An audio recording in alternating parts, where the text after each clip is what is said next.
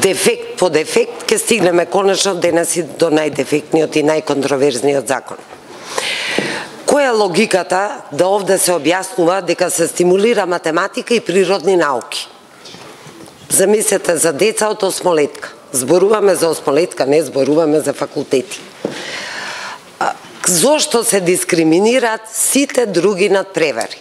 Зарем вие очекувате едно дете кое што е надарено за музика и учествува во музички надпревар и добие во една тешка конкуренција прво место, тоа да не биде наградено?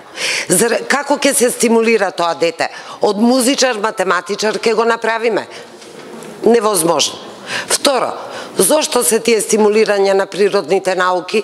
Тоа значи дека тие деца се стимулираат да запишуваат апликативни понатаму, да речеме, дисциплини како што се инженерските.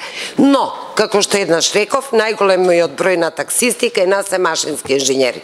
Значи, не им недостига образование, им недостига работа.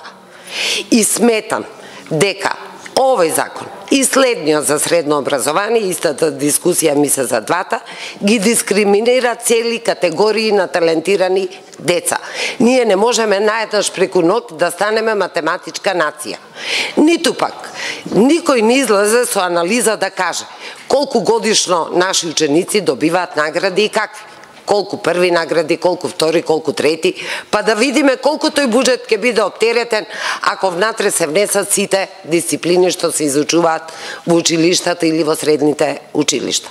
Значи, повторно ќе кажам, дискриминаторски закон, огромен број на деца се дискриминирани и не се стимулирани за својата дарба и талент да бидат препознаени и да бидат наградени од оваа држава. Не можете да се криете за тоа дека ќе стимулирате сега наеднаш математика. Сите решенија се половични, сите решенија се необмислени, без остаток. Се што дошло од ова министерство е со тешки фалинки, вклучително и овој закон.